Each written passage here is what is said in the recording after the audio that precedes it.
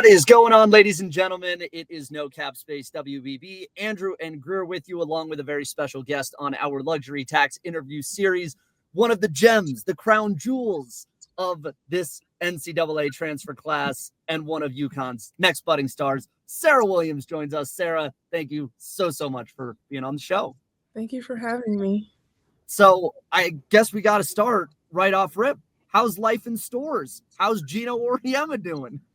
It's different, but it's not a bad different. It's not a bad different. I'm definitely happy to be back on the East Coast. I'm loving the new team, my teammates, the staff, and just, taking it day by day. So I heard a very funny quote over the summer that a enjoyable part of being back home is that people in Connecticut are pronouncing bagel correctly there. Yes, I hate it. Have to ask, where was bagel being pronounced wrong, and how were they not pronounced? Like, how were they pronouncing bagel wrong? So in the Midwest, some people say bagel, some people say bagel, or they'll go like bagel or like bag milk. Like the way they talk is just makes my ears ring. But yes. Bagel sounds crazy. Have you ever heard bagel before? No, and I live on the West Coast, and we say bagel. I don't even so. Who knows what's happening in the middle of this country? So what's been the biggest culture change? I know that going from Brooklyn to Toronto to Wisconsin was a difference. Feel a little bit more at home to be back in Connecticut, or is there a culture shock of going from Wisconsin back to the East Coast? I mean, I'm just so used to being in different areas. I think it's just more of a now I'm at a smaller school, if that makes sense. I think Wisconsin had about 40 or 50,000 students, and it's just not as busy here. So just the new location for me would be the biggest. Yeah. Well, let's talk a little bit about what went into this decision, right? You were, all conference performer in the Big Ten. You're moving to the Big East now, and you played quite a few Big East teams while you were with Wisconsin, right? So you're familiar with the style of play in the conference. But what was it about UConn specifically that gave you the confidence to join a team that's going to be the defending national champs? Yeah, I mean, when I went in the portal, it was obviously a lot of different options and different directions I could have went, and it kind of changed throughout as I spoke to schools. And it being my last year, the main focus was how can I live out my last year to the fullest? On the basketball side, off the court, I had a good college experience. I think now those last years was about basketball, making March. I've never played in March. Always I just feel I owe it to myself to experience the full picture of college basketball. And throughout my experiences and my conversations with all the different schools, UConn just stood out because of their history and the success they had, not even before winning the national championship last year. I just felt in my short time here, a year, I can really grow as much as I could. Is there I know Marissa Mosley, your old coach at Wisconsin, was a former assistant on Geno's staff at one point. Was there a degree of familiarity that came from that? Or when you sit in a room with Geno for the first time, is there aura with Geno of, I've heard so much about him, I've seen him on TV, and now I'm kind of sitting in front of him to talk to him? Yeah, when I did Zoom calls. So when my first Zoom call with them, I was a little oh my gosh, it's Geno Auriemma, talking to me. I was I had one of those moments, but with Coach Mo, she obviously was here for a very long time, so we've heard stories, and me and her spoke about how things were here, and so I was familiar with the expectations because she did try to bring some of that with her. But she's been great. Yeah. Yeah. I also want to ask, because there was another assistant on Marissa's staff, and Caroline Doty, who is a UConn alum, national champion, all the things. Had you had an opportunity to talk to her about being coached by Coach Auriemma and the staff? No, when I committed, I was very like quiet when it came to my portal thing because I didn't want to hear a lot of like outside opinions. So she didn't know I committed until the day I posted. But yeah, she just was like, you know what, you're great, you're gonna have a good time. Like everyone's like, it's hard. I didn't expect anything about this to be easy. But yeah, she just said, you know, if you do what you gotta do, like you'll have a good time and you just get the most out of the experience. So going back to like the very beginning, if I read right, you were a bit of a latecomer to basketball in general, middle school, and your brother was the one that kind of, said, "Hey, you're tall, go play," right? Yeah. Like, what got you into it, and at what point did it go from, well, he says I'm tall and I should play basketball, to like, Yeah. hey, I'm actually pretty good at this. Like, I Yeah. could go to college for this type Right. of thing. I actually wasn't very good when I like started playing. It was like, middle school teams but I had a friend on the team. She was like a good guard. She was like a guard and she was like, oh, she's good at basketball. And she played for an AAU team or like a club team almost, like outside of school. And she was just kind of like, she told her coach about me and her coach came and watched me play and from there like took off. Like I think his coach Fred Fortune, like got me in the gym every weekend and like I wanted it. Like I didn't want to if I was gonna do something, I wanted to be good at it. Yeah. I remember my first ever basketball game. I like terrible, like horrible. Shouldn't be on the court. But yeah, I was in the gym every weekend and then I'm just like very competitive of like I want to be good at basketball. Yeah. So that fueled me up until like my growth in like 6 months to a year and just having like a coach who like saw the work I put in so he trusted me on the court. So just having the freedom to play and like understand the sport so young, and then I didn't really know much about college basketball, but he was just like, yeah, you can go to college for free, like by doing this. And at that point, like that was just the goal. So let me ask you this. It feels pretty meteoric then to go from like middle school and then all of a sudden you transfer at, I think it was like 14 or 15, you're in Canada and you're playing up there. Like that had to have been a whirlwind for a young teenager to like go from Brooklyn and you're just starting out and all of a sudden you're now in a completely different country. Yeah, it was a lot. I don't think I started playing until like it's like a while. I think I got in 2018 to Canada. I didn't start playing basketball till 2019. I believe so. Yeah, I don't think it was 2019 the fall.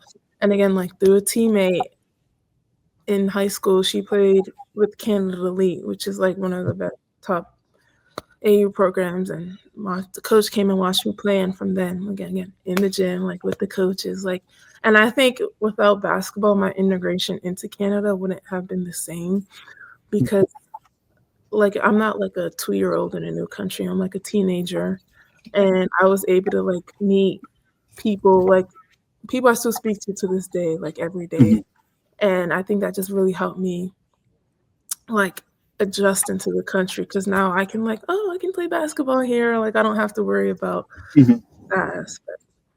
You're unique because you've had some experience with both USAB and Canada basketball.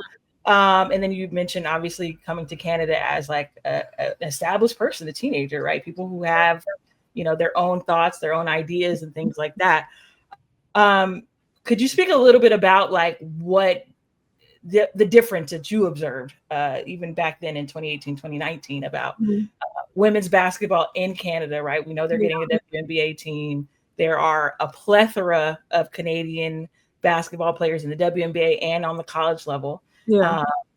Just talk about like I mean, it's been a quick thing, like how much Canada has shown up on the scene. And yeah, talk about just the the comparison? Like when I got there, again, women's basketball in Canada was like not it wasn't big compared to the men, obviously, like, but it definitely like shifted. I think with Aaliyah Edwards, I think she was a big part of that with the high school level. And my sophomore year when I started playing, so there's a level called OSBA, and I think that was like one of the most competitive levels of like high school basketball. It was like prep in Canada, so that's where all the like top players, they usually played for prep. So it was like Aaliyah Edwards, Latasha Lattimore, Cheyenne Day Wilson, Marissa Russell, like all playing in the same league. So it was like, wow, like these girls are going to top 25 teams, like playing against them. It's good games to watch. Like it's good to be in a space like that, and them going to obviously college to do like great things in their career that brings attention back to Canada. And then, it's people like, oh, I want to get there too. So now younger kids are playing as well, and people are like looking up to them. And then now with the tempo coming to Canada, I think it's like a really nice addition because it's not too far from this school. Yeah. So I feel like it's a good addition to the league. What is a Toronto accent? Like if Midwestern people pronouncing bagel is weird, what was a Toronto accent for you? A like true Toronto accent is like probably one of the nastiest things you would hear. like a true deep Toronto accent, and there's like softer ones. Like my friends have like soft Toronto accents, and I'll speak up like, "You sound so Toronto right now," and she's like, "Wait, really? Like really?" I'm like, "No, like they don't hear it, but it's like subtle ones, and then there's like ones where you shouldn't talk like that." Like the TikTok that always goes my around. Gosh, yeah. The business is true. If the business is true, someone go, yeah.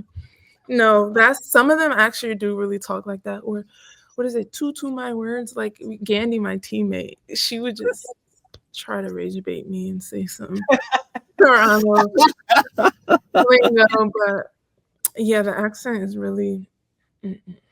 It's interesting because like I feel like even as Americans, right, and like when I was growing up in New York, you knew Toronto and Montreal, like they were close. It was, an 8-9 hour drive. When you were 18, you'd go up for the weekend and have fun up there because you could.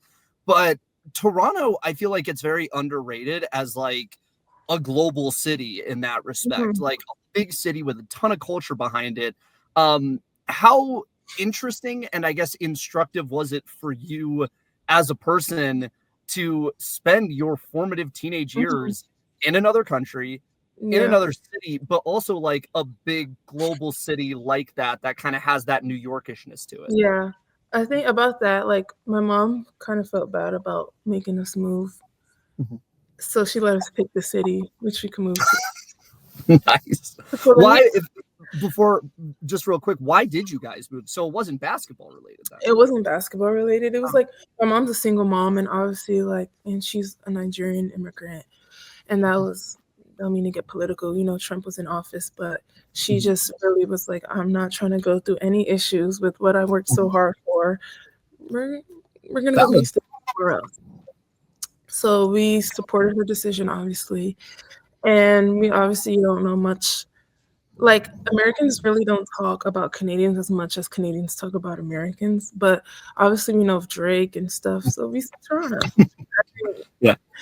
So we went there, but yeah, to your question, I think the diversity made the transition a lot easier because New York, we grew up, I think my neighborhood was a lot of like Caribbeans, like Hispanics and like Africans, but it's not the same as Toronto, but Toronto where we were, it was a lot of Caribbeans and a little more Middle Eastern people and Asians, but again, we were familiar with like certain parts of their culture. Like nothing was like a big culture shock because we already were used to being in such a diverse like community. That's pretty cool. I think the neat part too, like, as it pertains to the UConn basketball side is I feel like there's not just a diversity of people being there, right? Like even, you could be somebody like Paige from Hopkins, Minnesota, and you could be Jenna El-Alfi all the way from Cairo, Egypt. Like there's a difference in background and personality, but everyone seems to kind of gel really well. Yeah. Have you seen that in just your first couple of months in stores? Just that off the court ability to mesh well and everyone be able to kind of get together and know one another better? Yeah, I think it was definitely one of the standouts on my visit. When I got here and met the team, like their personalities just really like aligned with mine to the point where I didn't feel like being myself was like too much or could have been too much. I think like from the visit, I knew I would fit in well. And even my brother said you wouldn't have a problem fitting in with these girls, like just based on like personality and with all their different backgrounds. It's like we're still like young women. We're like immature, but like in a good way, like humor wise, like, and we all have that, like we know how to have like fun, like with each other. Yeah. Andrew just brought up like Jana Alfie. This is like going to be a big rotation who some players haven't played in a little bit, like Ayana, right? Jana, Ice have been there, but last year, like when Caitlin Chen came in, she was a leader from day one, right? She had tons of experience, and you kind of have the same kind of experience without the March component. But how are you approaching like having tons of college experience, tons of like just playing different teams, different styles, and how are you? Like Gandy's a freshman. How are you? Bringing like that big rotation together, right? Yeah, I mean, for me, it's weird because you kind of like feel like a freshman, but not at the same time. Just you're new, but I think my experience has helped because like I wouldn't say as a player I know who I am and I know what I can do. Now it's just about like learning the system, learning my new teammates, like how I can play off of them, how I can help them, and how they can help me. Like it's still like in that learning phase of all that, and also like really focusing on like what are the controllables that I can control like on the court, that even though I'm learning and I'm unsure about certain things, I can still like go out there and not look a mess. I feel that.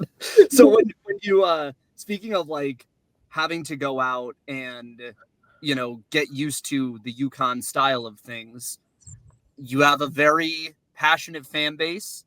You have an outgoing superstar in Paige Beckers, and AZ is still there. Geno feels like he's kind of into doing the TikToks every now and then.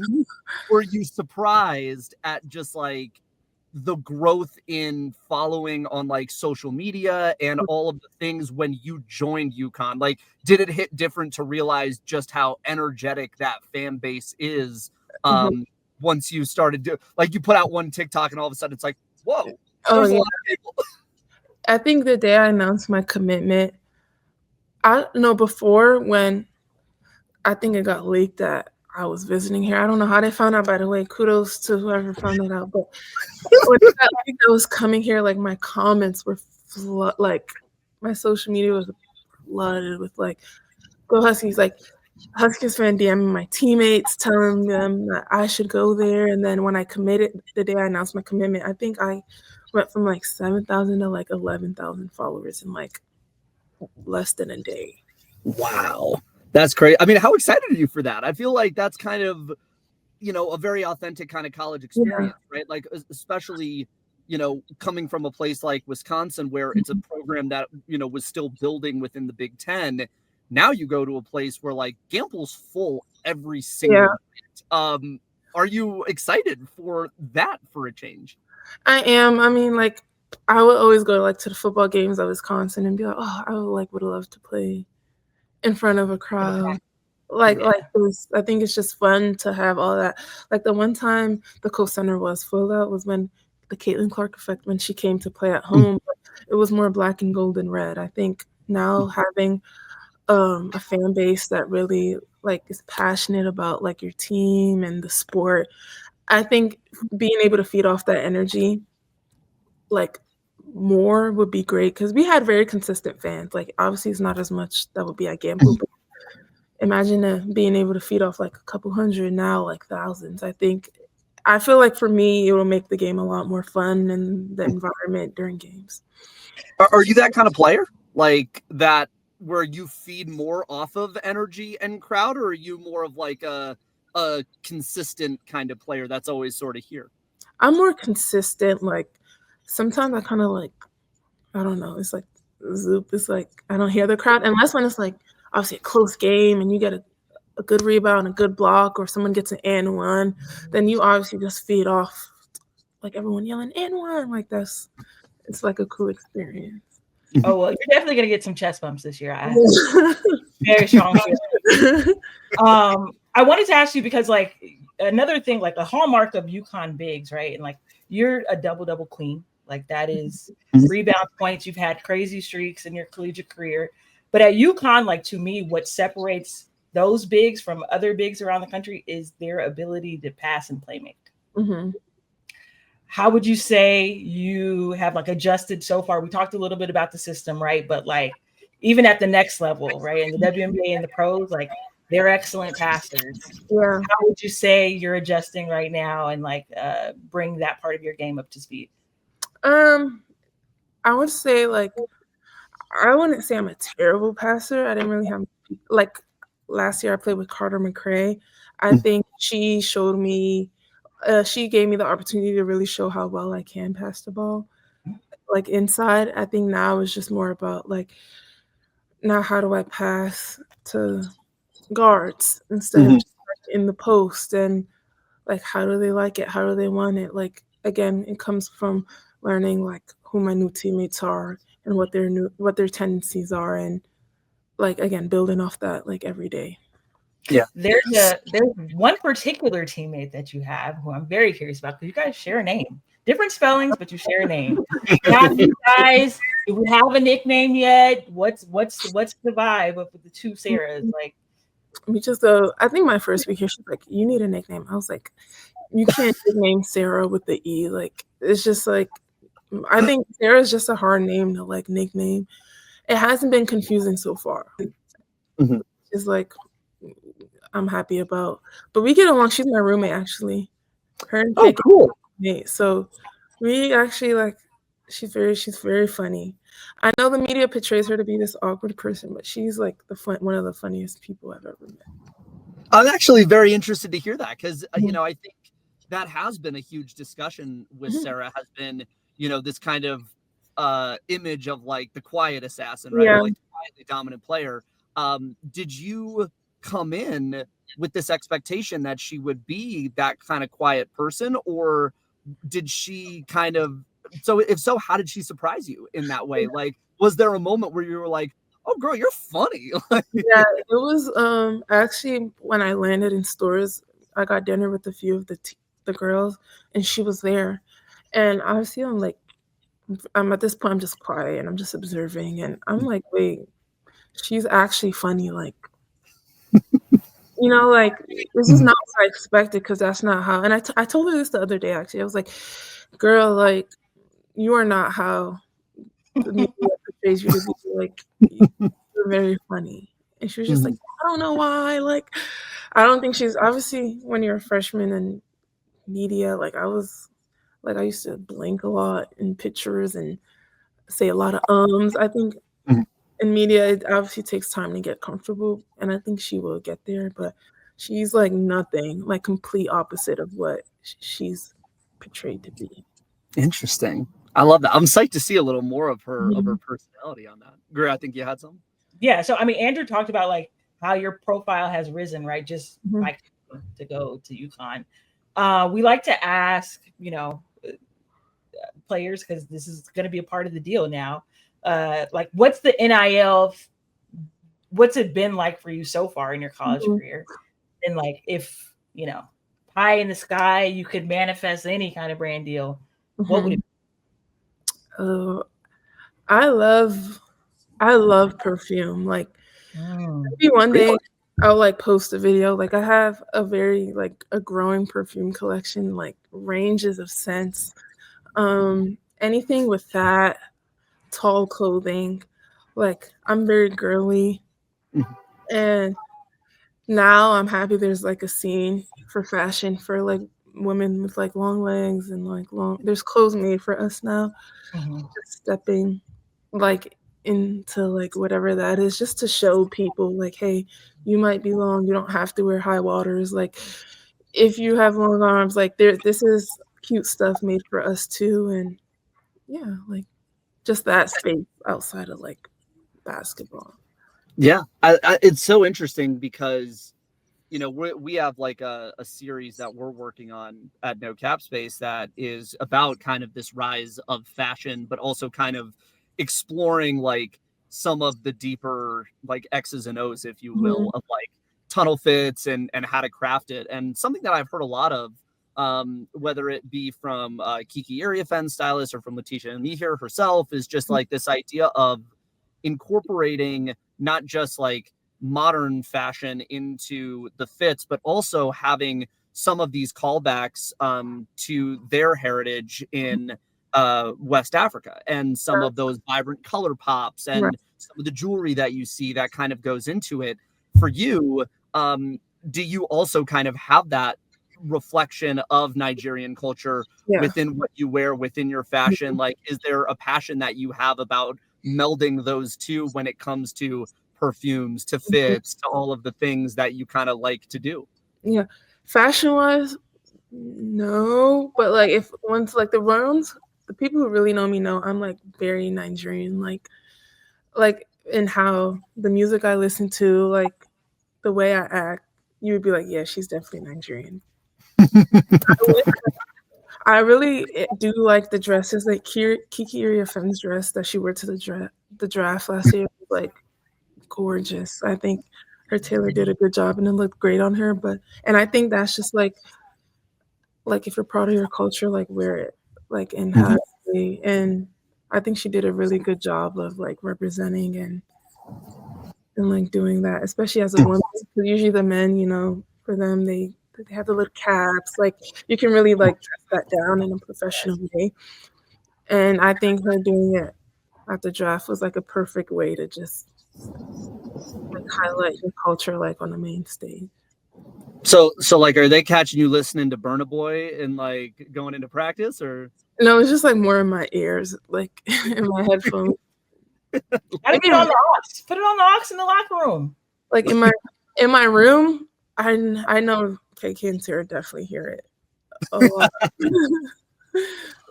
Just a couple more for you before we let you go. We appreciate you being so generous with your time with us. You know, when it comes to the international side of you, right? Like you have all of these different components that, you know, have built you into the person and the player that you are right now.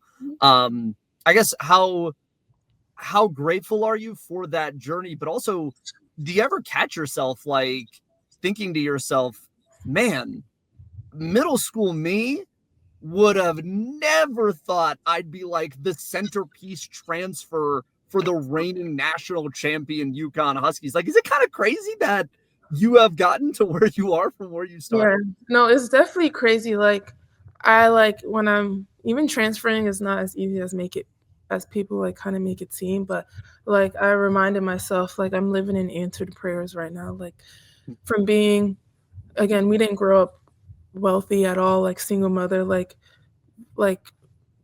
paycheck to paycheck, like watching my mom like hustle just so we can, you know, have nice clothes on our backs and to eat. And now I'm here like grateful for like the NILs, and I'm like buying things that I wanted to get in middle school but I couldn't like afford. And I think that just shows I just thankful to God for just putting me in the positions. It definitely wasn't easy, but if you would have told me in middle school that I would play at UConn, I'd be like, you're right. You know, like I was like, yeah. But I'm very grateful for the journey and the opportunities I've been like blessed with. So yeah, you're speaking about like the journey and, you know, your financial situation changing, which like, hey, we all That for everyone, you know what I mean? But like to me, it sounds like the goal is to continue to prosper, right? It's to ultimately reach the next level and play professionally. I am curious because we are in the middle of the WNBA playoffs. Have you guys been? Well, specifically, have you been tuning in? And if you have, who have you been impressed by in this first round so far? I think Liberty, obviously, solid team. I love Minnesota. I think the personalities on their team, and I love Nafisa as well. And yeah, I think the games have been in Asia. I hope she's playing this game, but yeah, I just think watching high level competitive sports is just I just love it. I love it. Have you tapped into a Stud Bud stream? No, I don't think I have the attention span to watch the whole stream.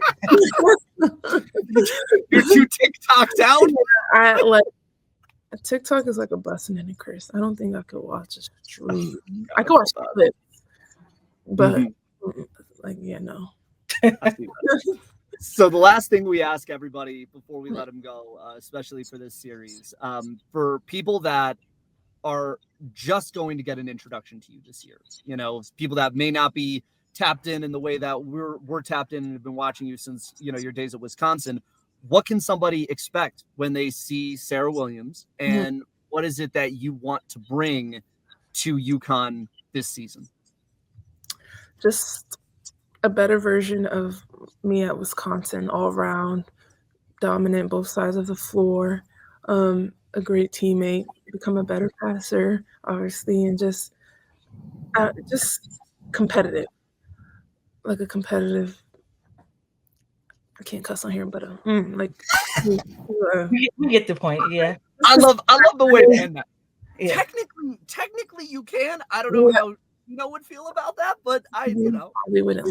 CD, the real one, like that. But yeah, just hopefully my love and passion for the game can be reflected when I'm on the court. Awesome.